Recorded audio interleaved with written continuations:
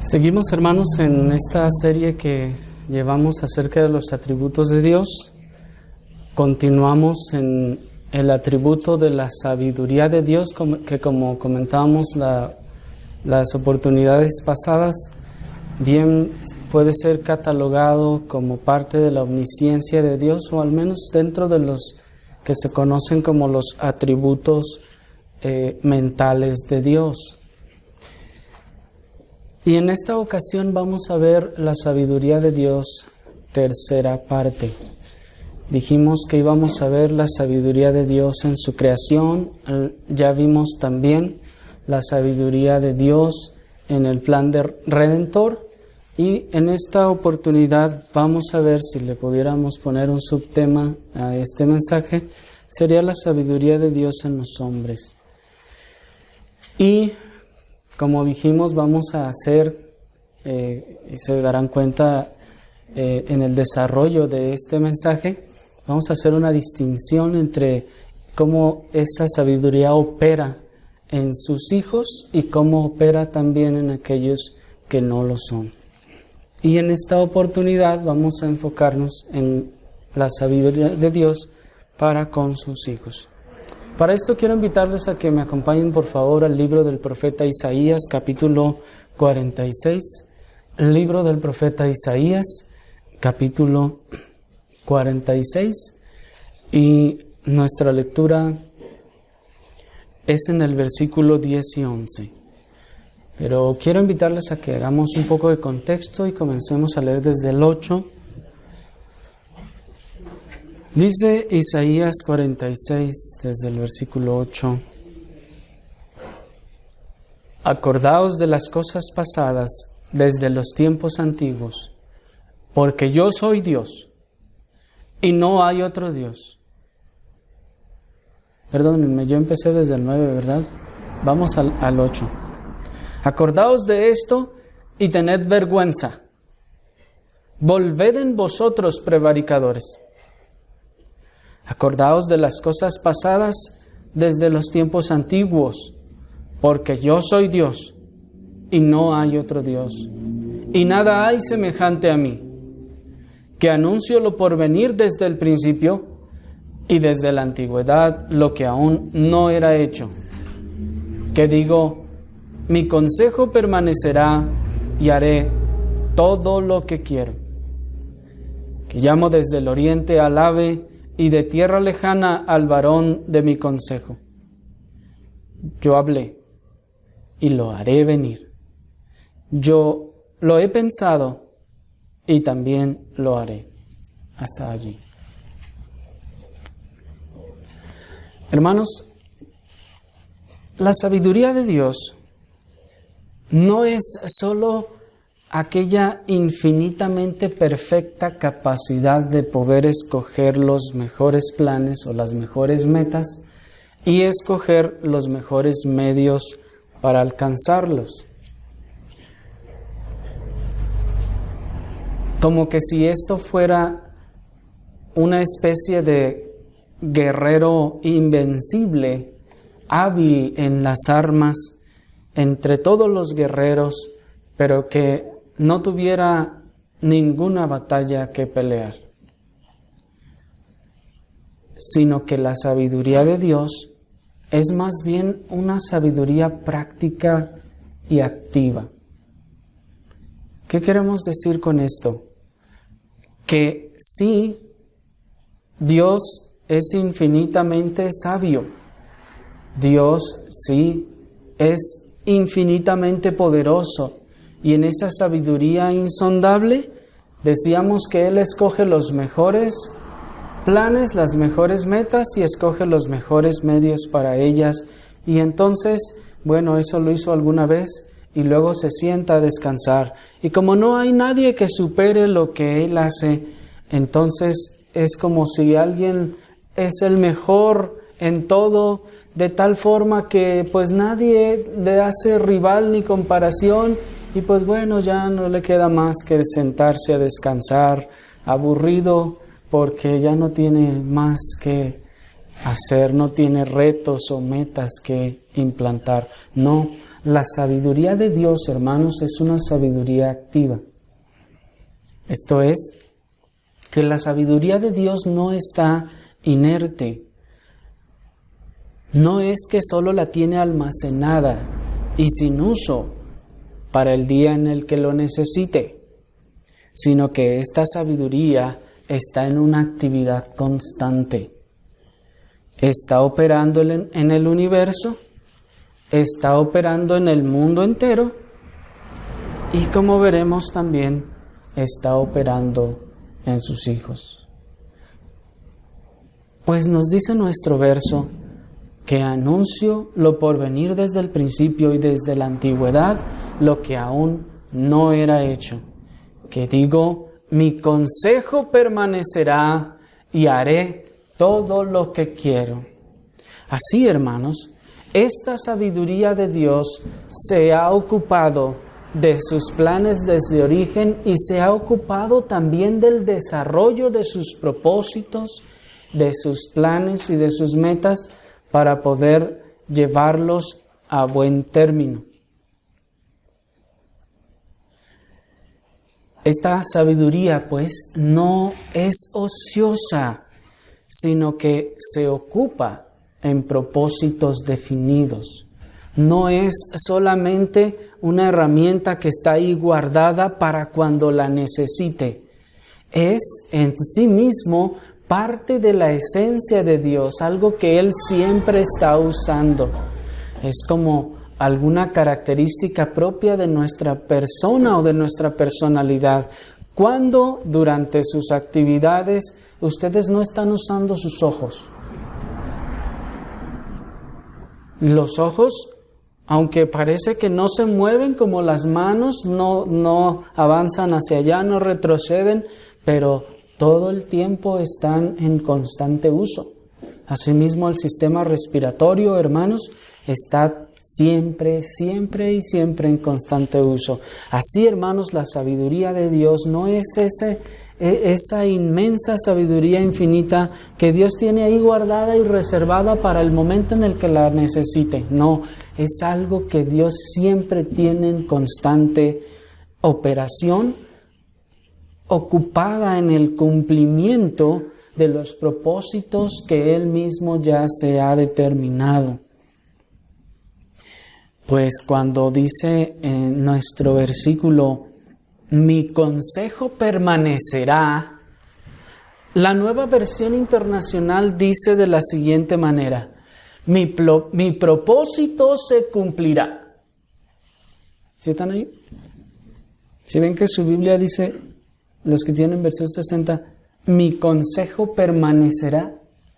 Normalmente podríamos leer y decir, bueno, el consejo, pues eso que le dice el papá a su hijo, y no sé. Pero la Nueva Versión Internacional nos aclara, por si no nos queda muy claro qué está tratando de decir allí, y nos dice, mi propósito se cumplirá. El Señor está diciendo, yo tengo propósitos y se van a cumplir. ¿Cómo es que entonces Dios hace que estos se cumplan? Bueno, en esta sabiduría Dios está operando. Dicho de otra forma, esta sabiduría siempre está operando para el cumplimiento de sus propósitos. ¿Por qué es que anuncia el fin desde el principio? Bueno, niños, es como la realización de una película, por decir un ejemplo. Pregúntenle al director de aquella película si acaso duda de cómo terminará el final de esa película. ¿Piensan ustedes que si ustedes se acercan al director y le dicen, oiga, ¿usted tiene alguna idea de cómo va a terminar su película, en cuál fin tendrá? Y que el director diga, no, pues la verdad es que no sé, yo espero que me salga así, pero pues ya veremos. ¿Quién hace eso? Evidentemente nadie. Un director, en este caso de una película, ha planeado y ha trazado todas las escenas, todos los diálogos, para que toda esa película converja, camine y termine en un final que Él ya determinó, Él ya sabe desde el principio. Lo único que le queda por hacer es ir efectuando y trabajando cada uno de los diálogos y cada una de las escenas para que todas estas desemboquen en el final que Él ha determinado. Y así, hermanos, de esta manera el director conoce el final desde el principio. ¿Por qué? Porque es lo que desearía que sucediera con sus personajes. No, porque es el plan que ya trazó para sus personajes. ¿Me explico?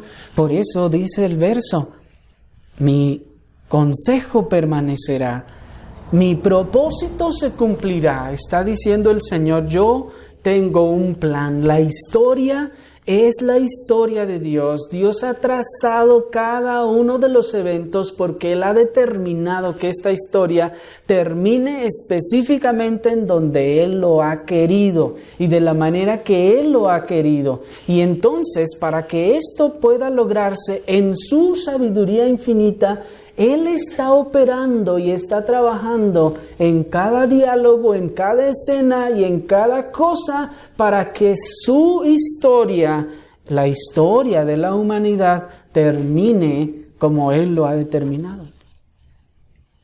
Porque en este caso, en nuestra analogía, Él es el director. ¿Por qué anuncia desde tiempos antiguos lo que vendrá? Pues porque Él ha planeado que las cosas terminen de esa forma. Así que el final del versículo 11 nos prueba que la sabiduría de Dios es una sabiduría práctica y activa. Noten cómo dice el final del 11. Yo hablé, ¿y qué dice? Voy a cruzar los dedos para que suceda. Dice así. Yo hablé, ¿y qué dice? Voy a esperar a ver si me sale. No, dice, yo haré y lo haré venir. ¿A quién? Dice el verso 11, qué interesante.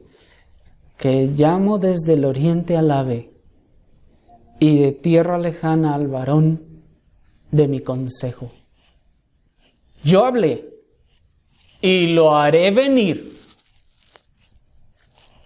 Lo he pensado y también lo haré. Entonces, esta sabiduría, pues, es una sabiduría activa. Si esta sabiduría se emplea, insisto una vez más, hermanos, para que nos quede bien claro, si esta sabiduría de Dios se emplea en las mejores metas y en los mejores propósitos, esta sabiduría no es una sabiduría allí inerte. Es una sabiduría activa que se ha determinado un propósito y que va a hacer todo lo que sea necesario para cumplirlo. Por eso nos dice Juan capítulo 5 versículo 17, se los leo, y Jesús les respondió, mi Padre hasta ahora trabaja y yo trabajo. ¿Qué está diciendo el Señor? El Señor está diciendo, no deben ustedes pensar que el Padre planeó en su sabiduría todas las cosas que Él quería hacer desde la eternidad pasada, las planeó y como un reloj le puso cuerda y lo dejó allí para que caminara solo. No, dice el Señor, mi Padre hasta ahora trabaja. Esa sabiduría divina está en constante acción y trabajo y movimiento en el cumplimiento o el desarrollo de sus propósitos para llevarlos al cumplimiento que Él ha determinado. ¿Me están siguiendo? Por eso dice nuestro Señor que Dios aún todavía trabaja. Sí, estableció los planes de la eternidad pasada, pero aún hoy en día Él sigue trabajando. Entre otras cosas, ya hemos visto en otras oportunidades que sustentando el mundo y sustentando su creación, pero también, hermanos, llevando a cabo o trabajando en el desarrollo de sus propósitos.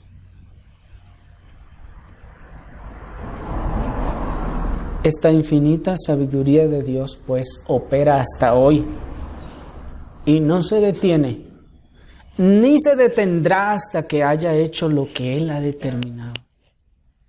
Qué cosa tan fantástica y maravillosa. No se detendrá. Y noten cómo el verso clama: haré todo lo que yo quiero. No les estoy preguntando si ustedes están de acuerdo en que esto suceda así. No les estoy preguntando si ustedes piensan que es lo mejor o si les gustó el final. Dice el Señor: haré lo que yo quiero. Y debemos entender, hermanos, que esto no es la actitud soberbia del hombre. Otra vez, dejemos de ver a Dios como hombre. Generalmente, como veíamos al principio, el hombre ve a Dios o tiene un concepto muy humano de Dios. Piensa que de la manera que yo me enojo, Dios se enoja. Y como veremos cuando veamos la ira de Dios, eso no es así. El hombre piensa que de la manera que yo amo, Dios ama. Y veremos que eso no es así.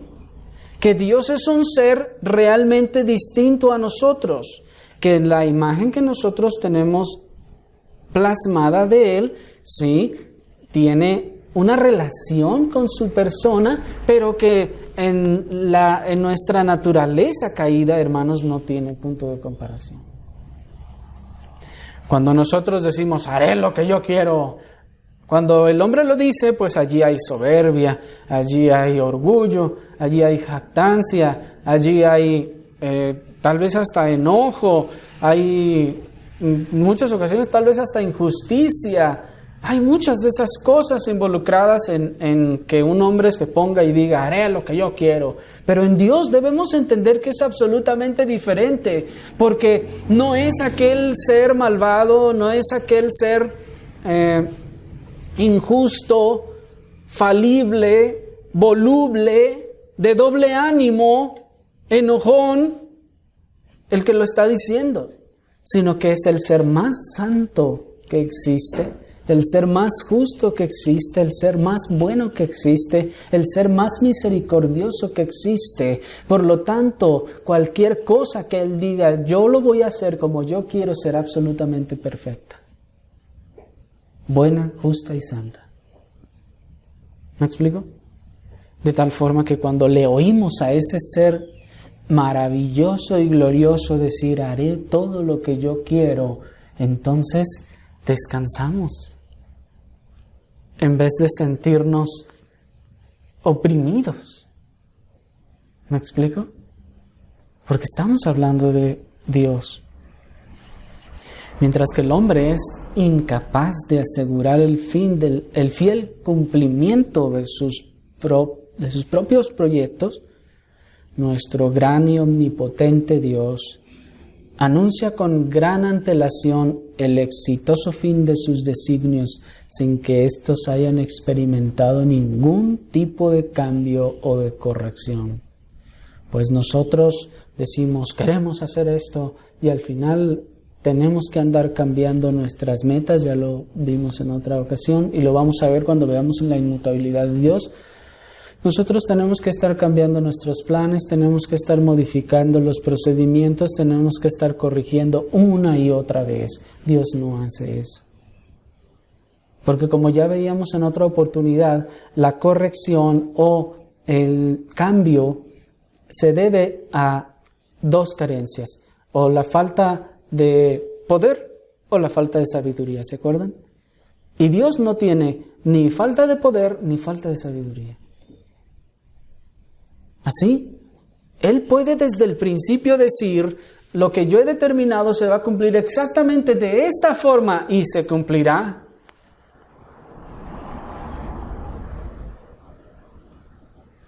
Les voy a leer cómo dice el versículo 11 en la Nueva Versión Internacional. Dice, del oriente llamo al ave de rapiña, de tierra distante al hombre que cumplirá mi propósito. Lo he dicho, haré que se cumpla. Lo he planeado, lo realizaré. Hermanos, qué cosa tan asombrosa.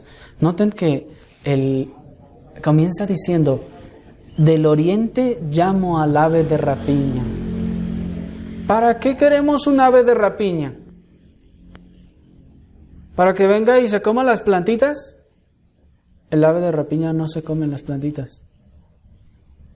¿Para que venga y se coma a los animales vivos? El ave de rapiña no se come los animales vivos. El ave de rapiña solo se come el desperdicio y la carne muerta, podrida. Lo cual, hermanos, trae una implicación. Que cuando el Señor dice, del oriente llamo al ave de rapiña, el Señor está diciendo, yo traeré la muerte aquí.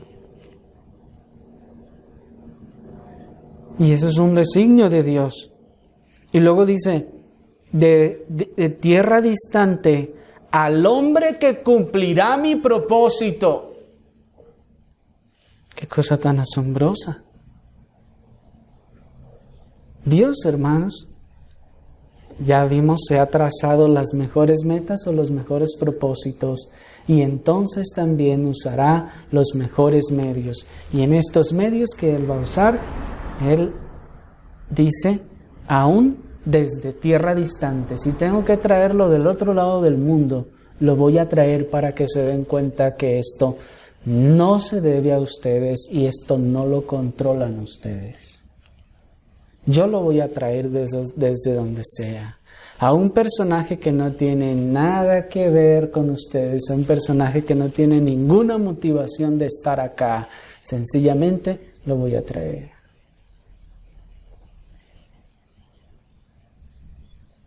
Hermanos, podemos enumerar en la historia tantas y tantas ocasiones en las que los conquistadores no tenían el propósito de llegar a ciertos lugares, pero que por una circunstancia casi trivial dijeron, vamos a conquistar allá. Se dice que cuando llega Hernán Cortés a tierra de lo que hoy es México, pues él quería así ahí medio conquistar lo que se pudiera y ya no estaba muy convencido. De hecho tenía algunos problemas con el señor importante que estaba ahí en Cuba, pero cuando Moctezuma se dio cuenta de su llegada, comete el gravísimo error de enviarle una comitiva con regalos repletos de oro y de cuanta cosa. Y ese hombre que ya estaba a punto de darse la vuelta y regresarse, vio todo lo que le estaban enseñando y dijo, me regreso mangos, vámonos a conquistar a esta tierra. Y ahí tenemos las consecuencias. Se dice también de Julio César que él no tenía intenciones de ir al territorio que en aquel tiempo se llamaba las Galias, hoy parte de Francia, pero sencillamente una vez estaba ahí haciéndose pato y vio pasar unos patos, unas aves que iban volando para allá y dijo, ¿qué van a hacer allá? A ver, vamos para allá. Y fue y conquistó las Galias. ¿En serio, hermanos? Dios, pues, como dice el proverbio, la mano del rey, así como los repartimientos de las aguas, así está la voluntad del rey en la mano de Dios. Dios dice a donde quiera que quiere, lo inclina. Y por cosas tan triviales. Lo mismo se dice de Alejandro Magno, cuando iba en conquista, no tenía intenciones de llegar a Persia, hasta que le mostraron y se encontró con el esplendor. Y dijo, pues vamos, ya estamos aquí. ¿Me explico? Bien, así pues, hermanos, con el fin de llevar a cabo sus sabios propósitos, Dios moverá a los animales, Dios moverá el clima, Dios moverá a lo que el hombre llama la naturaleza, a fin de llevar a cabo sus propósitos. E incluso moverá Dios a los mismos impíos para hacer lo que Él dijo que se iba a hacer. Y ahorita vamos a ver algunos de los ejemplos. Vamos a avanzar.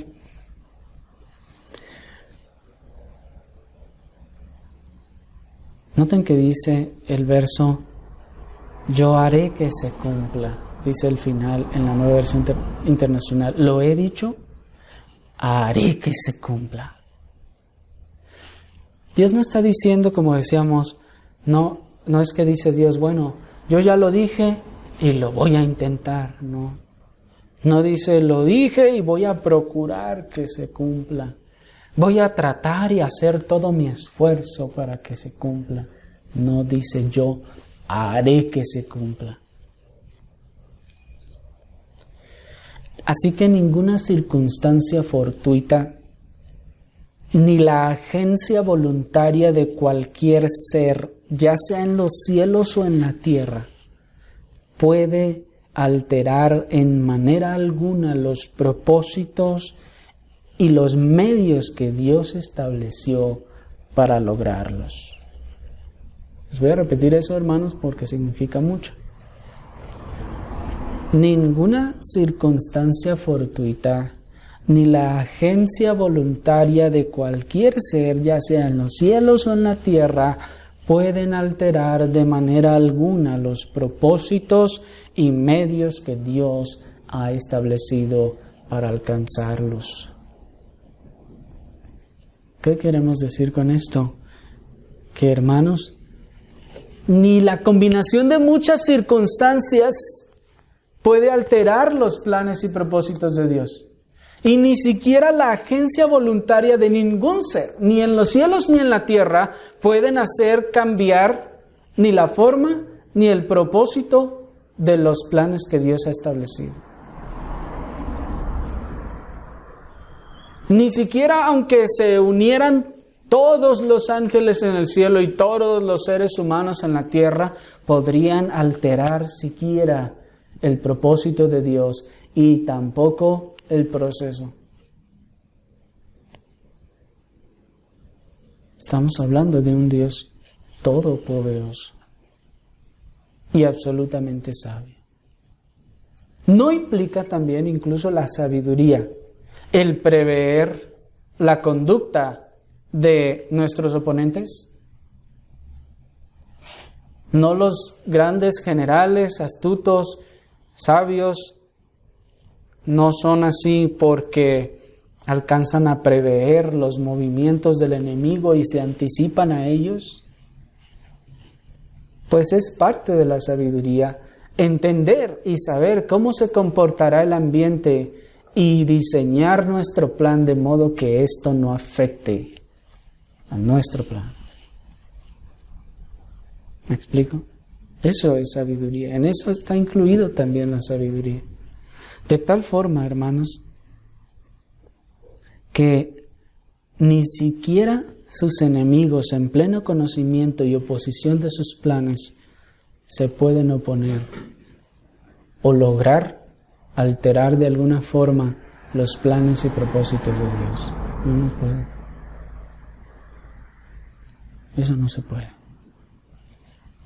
Pero dijimos que íbamos a ver esta voluntad de Dios en los creyentes. Ahora hemos visto de manera general esta sabiduría, hermanos de Dios, cómo esta sabiduría es activa y tiene planes, tiene propósitos, y estos se están llevando a cabo, y Dios sigue trabajando hasta el día de hoy. Pero ahora, ¿cómo es que se ejerce esta insondable sabiduría activa en la vida de los hombres, o en este caso de los creyentes? Acompáñenme a Romanos capítulo 8, versículo 28, un versículo que ustedes se saben ya de memoria. Dice Romanos capítulo 8, versículo 28. Y sabemos que a los que aman a Dios, todas las cosas les ayudan a bien. Esto es, a los que conforme a su propósito son llamados.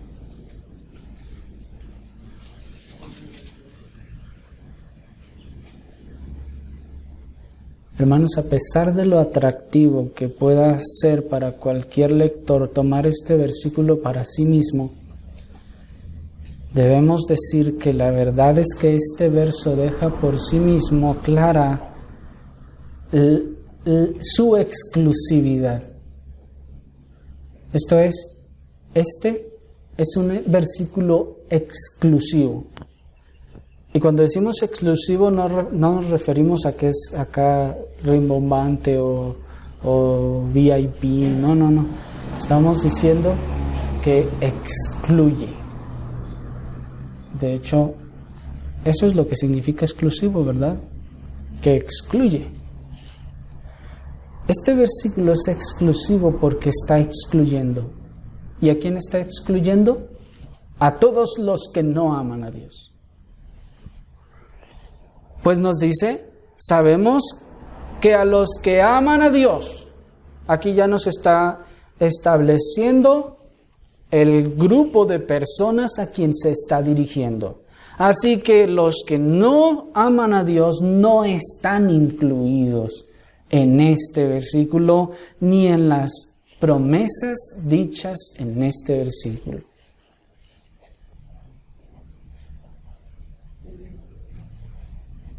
No dice, a todos los que lean este versículo, todas las cosas les ayudarán para bien, ¿verdad que no dice así?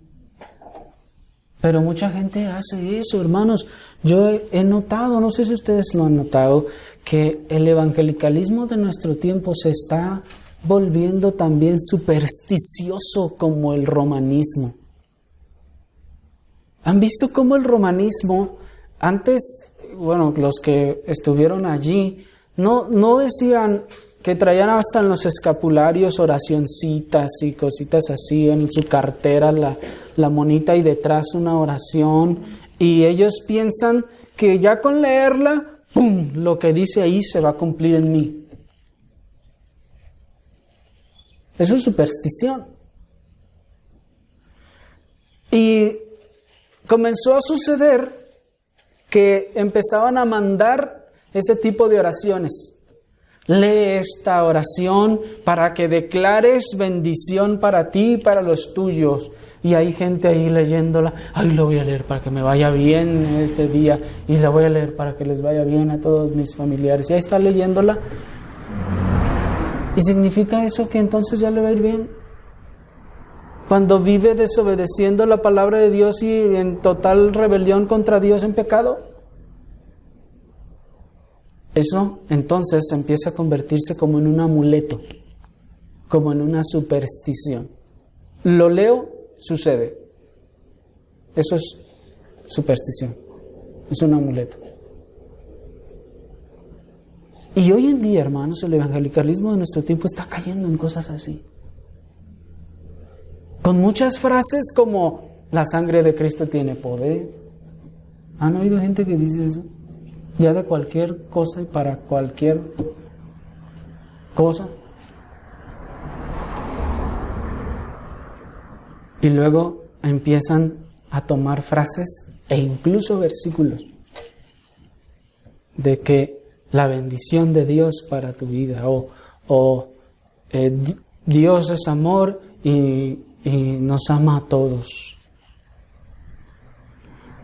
Y compártelo si amas a Dios. Ahí están todos. O dale like si no te avergüenzas de Dios. Ahí están todos. ¿Y eso qué? O sea, nomás porque le diste like ya, ahora sí ya eres cristiano. Oye, ¿hiciste tu buena obra del día? Por favor. Eso es superstición. Y también agarran este versículo y anda dando vueltas por todas las redes sociales. Hoy es que a los que aman a Dios todo les ayuda para bien. Hoy si tú amas a Dios, compártelo. Todo el mundo dice que ama a Dios. Pero hermanos, el versículo no dice, como les decía, a todos los que lean el versículo o lo mencionen o lo pronuncien con su boca, entonces todas las cosas les ayudarán para bien. Esto no dice así. Tampoco dice a todos los que lo repitan, todas las cosas les ayudará para bien. Tampoco dice a todos los que vayan a la iglesia, todas las cosas les ayudará para bien. No dice así. Ni tampoco dice a todos los que se crean cristianos, todo les ayudará para bien. Y tampoco dice a todos los que se porten bien, todos les ayudará para bien. No dice así. Sino que dice a todos los que aman a Dios. El apóstol señala un grupo de personas, los que aman a Dios. No los que aman sus beneficios, no los que aman las bendiciones de Dios, no los que aman lo bonito que sienten cuando están con Dios, sino los que aman a Dios, los que aman la persona de Dios. Y para que nos quede claro que no cualquiera que dice, oh no, sí, yo amo a Dios, no, sí, yo amo a Diosito, piense que de verdad lo ama, debemos entender que el que ama, obedece. El que ama, obedece. El que no ama, no obedece. El que no obedece es porque no ama. No importa que diga que lo ama y que lo ama y que lo ama.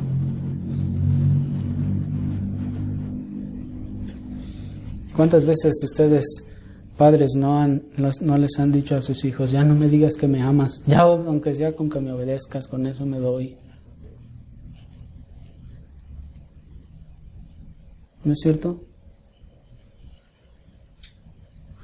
Solo un cristiano verdadero, esto es, alguien que ha nacido de nuevo, puede amar genuinamente a Dios. ¿Y por qué decimos esto? Porque ya nos lo dice la Escritura, hermanos, que nosotros le amamos. ¿Por qué? Porque Él nos amó primero. El amor de Dios es el que motiva, genera el amor del creyente hacia Dios. Pues el creyente el hombre está muerto antes de ser creyente y no puede amar. ¿El cadáver que está ahí me puede amar? No le hace que haya sido su esposa, o su hijo, o su mamá. Ese cadáver que está ahí no me puede amar. Tiene que tener vida para poder amarme. Así, el que no es genuinamente salvo no puede amar a Dios. Tiene que tener vida. Tiene que estar vivo espiritualmente para poder amarle.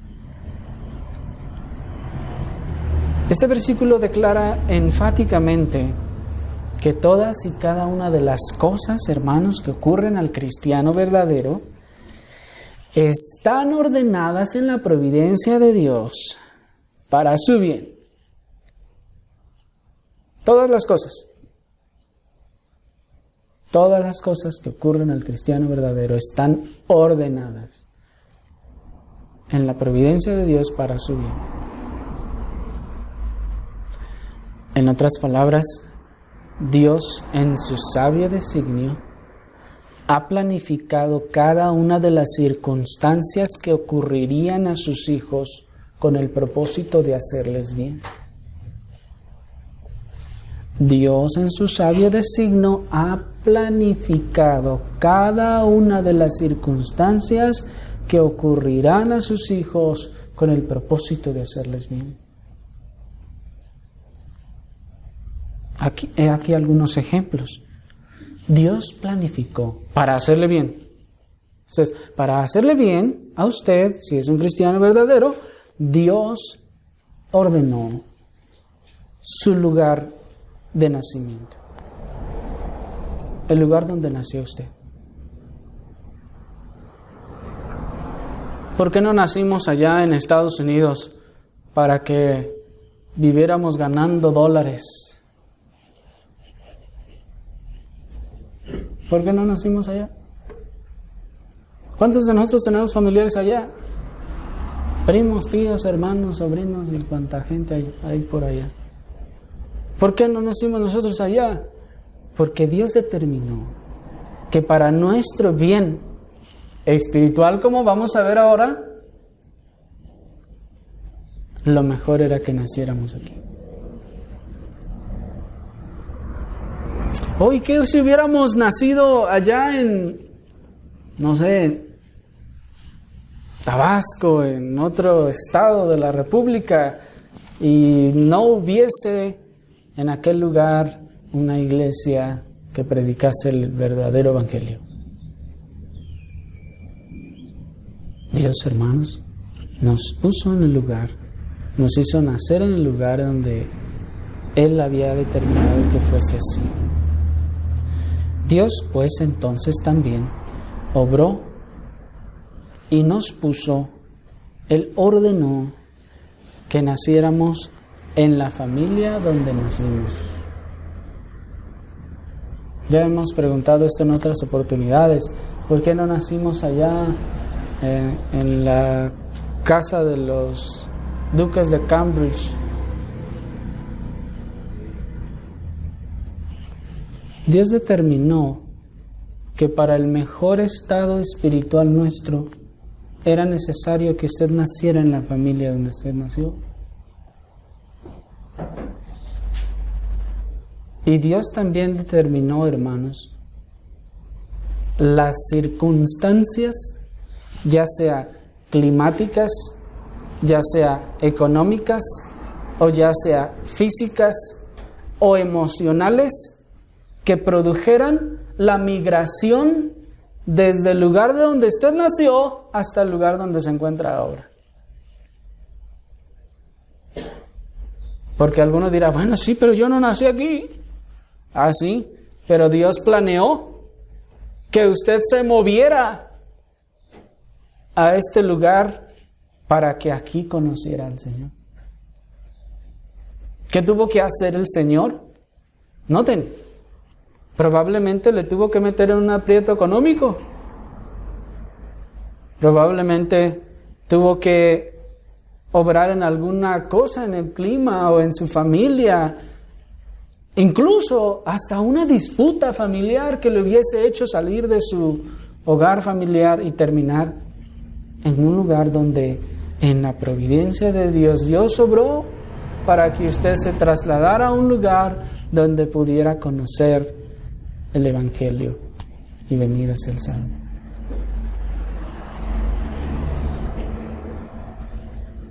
Dios entonces, como todas las cosas obran para nuestro bien, Dios obró, hermanos, en su providencia con y en la persona con que usted se casó. Porque en algunos casos, esa persona, o a través de esa persona, es que usted terminó aquí.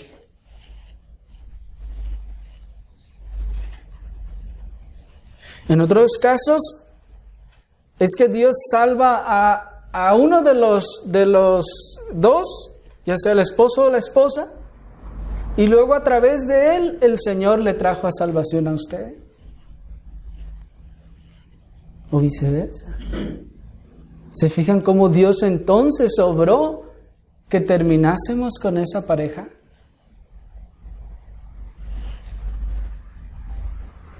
Dios entonces también obra a través de los hijos que usted tuvo, o incluso también los que no tuvo.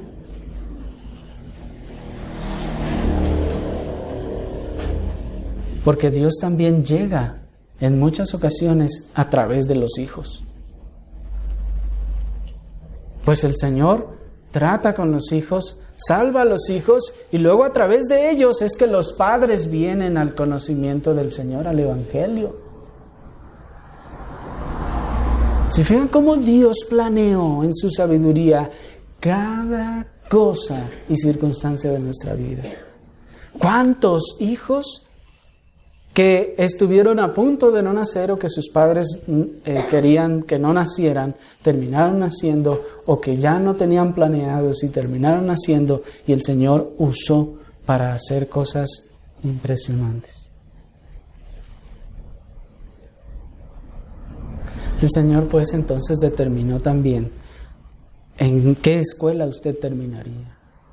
Usted no estaba o no terminó allá estudiando en el TEC de Monterrey o en el ITESO o en alguna de aquellas universidades caras, porque Dios en su providencia obró que probablemente no le alcanzaban los recursos o no tuviera ese interés o lo que fuera. Pero ¿cuántas personas a través de su escuela o de su trabajo vinieron a conocer al Señor? Tal vez no le gustaba el trabajo donde llegó, pero allí conoció a alguien que le habló del Evangelio.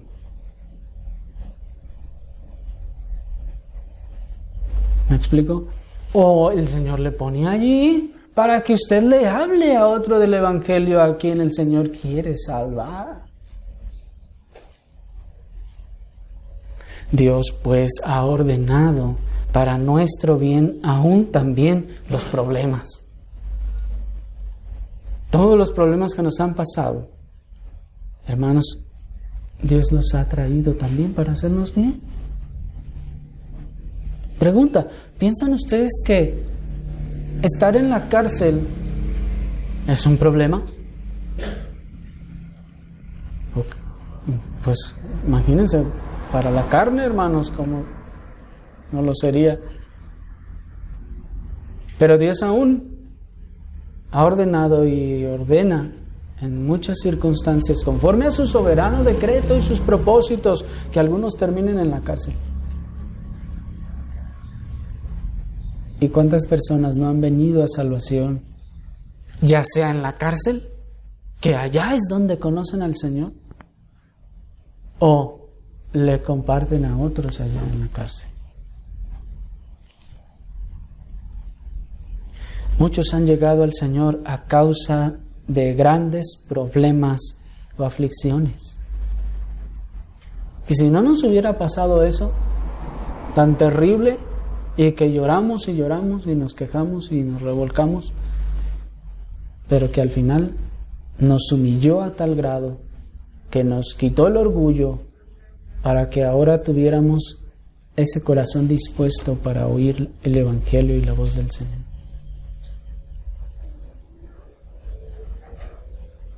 Por eso dice el salmista: bueno me es haber sido humillado, para que aprenda tus mandamientos.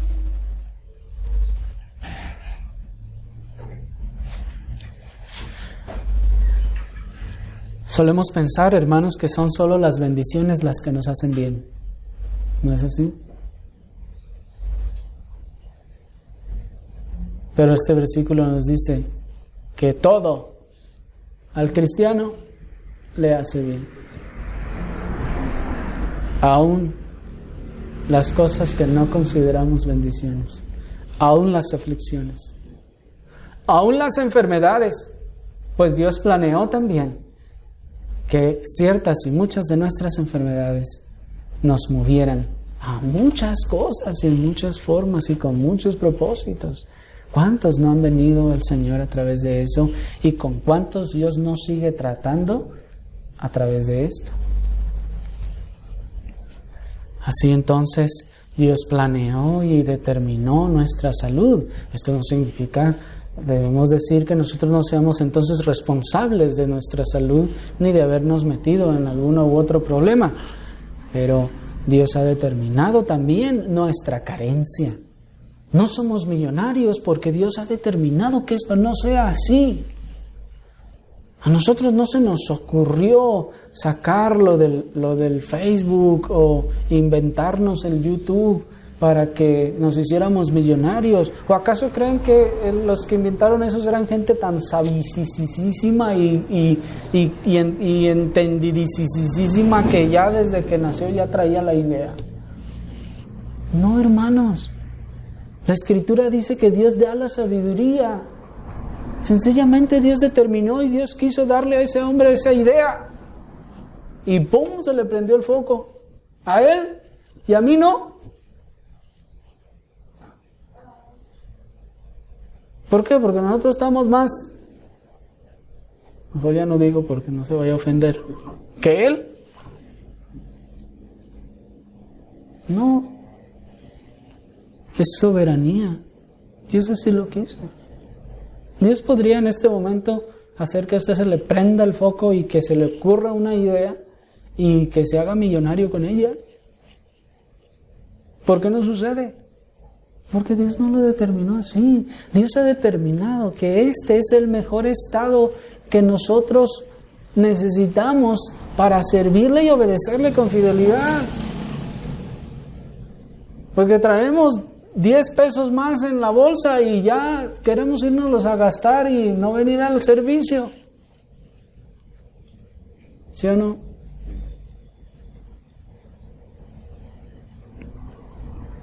Dios pues entonces determinó la prosperidad en sus hijos, lo que parece bueno y aún lo que parece malo.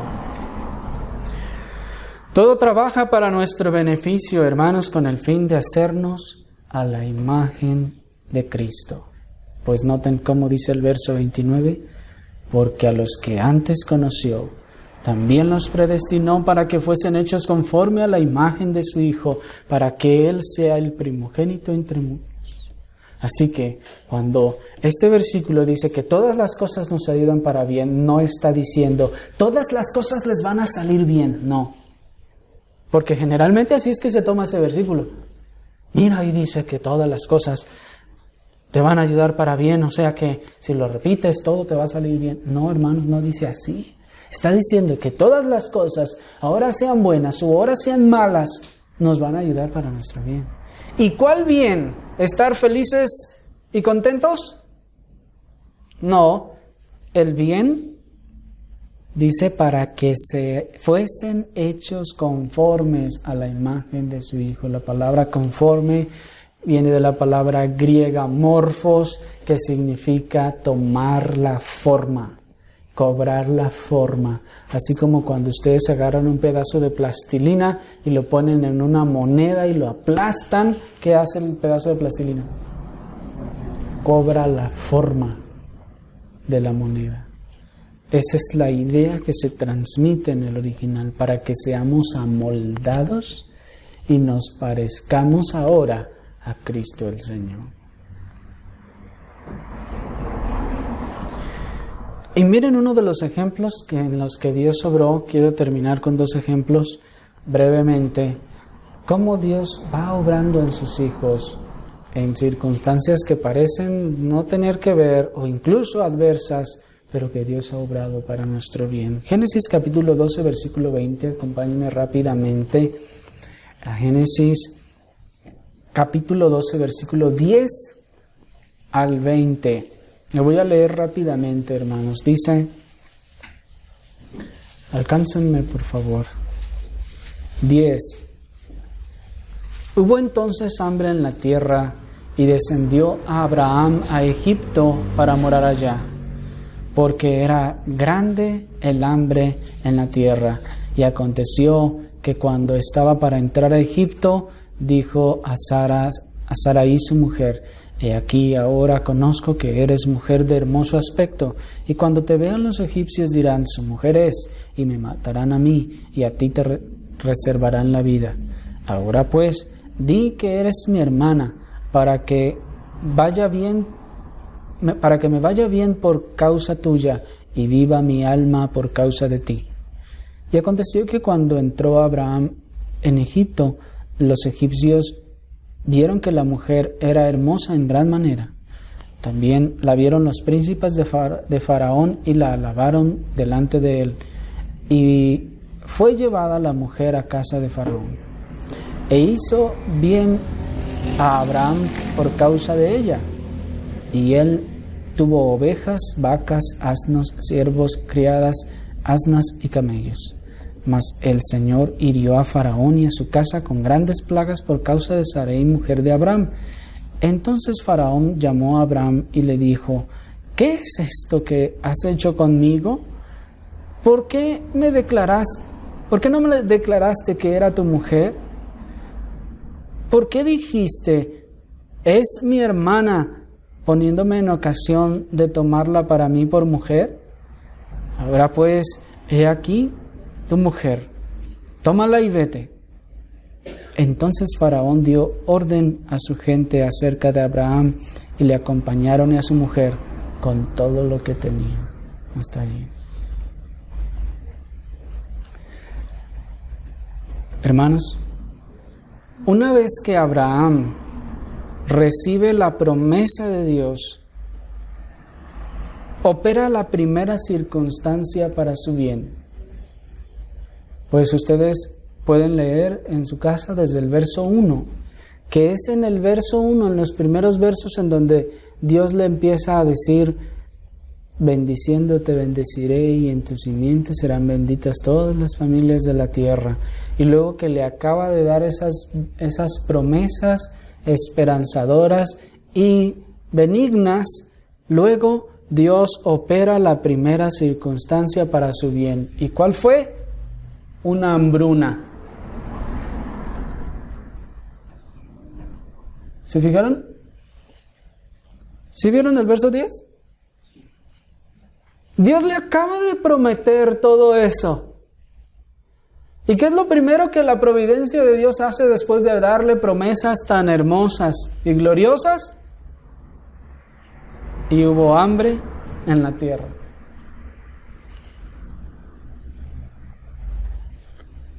Voy a decirlo así: Dios bendijo a Abraham luego con una hambruna. Qué cosa tan contradictoria, ¿no les parece?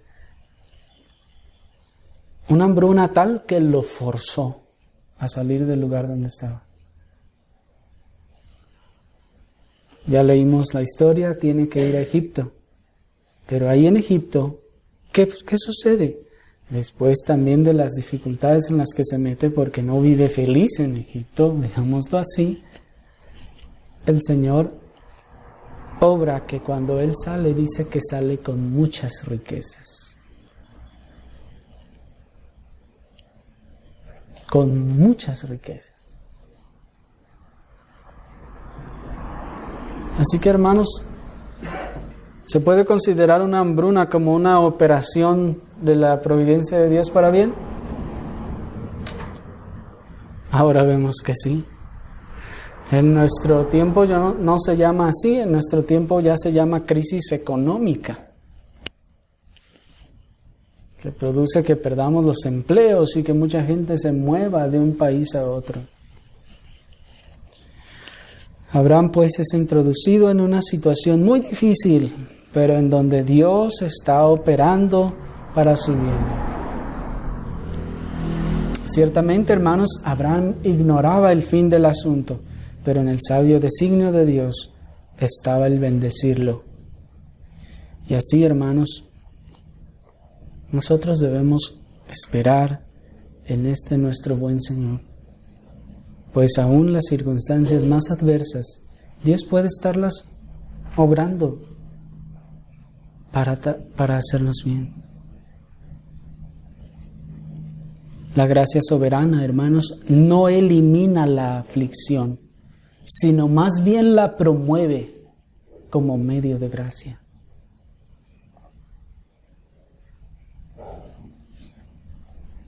Yo sé que ya se les enchinó el cuero, dicen, pero les voy a repetir: la gracia soberana no elimina la aflicción, sino más bien la promueve como un medio de gracia. Pero ¿se acuerdan lo que hablábamos el domingo pasado sobre la aflicción? Y nos dice 2 Corintios 12:7, ustedes se lo saben, no lo busquen, se los voy a leer. Y para que la grandeza de las revelaciones no me exaltase desmedidamente, me fue dado un aguijón en mi carne, un mensajero de Satanás que me abofetee, para que no me enaltezca sobremanera. Aquí está Pablo hablando, ¿se acuerdan? Y ustedes pueden leer a partir del verso 1 del capítulo 12 de 2 a los Corintios, cuando Pablo empieza a decir: conozco a un hombre, en el cuerpo no lo sé, si fuera del cuerpo no lo sé, Dios lo sabe, que fue arrebatado al tercer cielo, donde vio cosas que no se pueden decir. Y conozco tal hombre, y así, así, así, así. ¿Se fijan? Y luego dice a continuación. Bueno, primero uno ve eso y dice: oh, yo quiero eso, yo quiero experimentar. Y bueno, así decía uno allá cuando no conocía al Señor, ¿verdad? En aquellos lugares de donde el Señor nos sacó. Pero uno se brinca el versículo 7 cuando dice el apóstol: y para que la grandeza de las revelaciones no me exaltase desmedidamente, me fue dado un aguijón en mi carne, un mensajero de Satanás que me abofetee para que no me enaltezca sobremanera.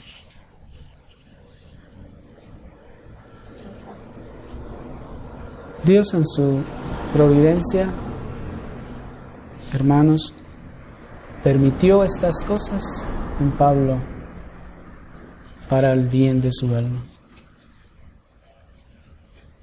¿Todas las cosas ayudan para bien?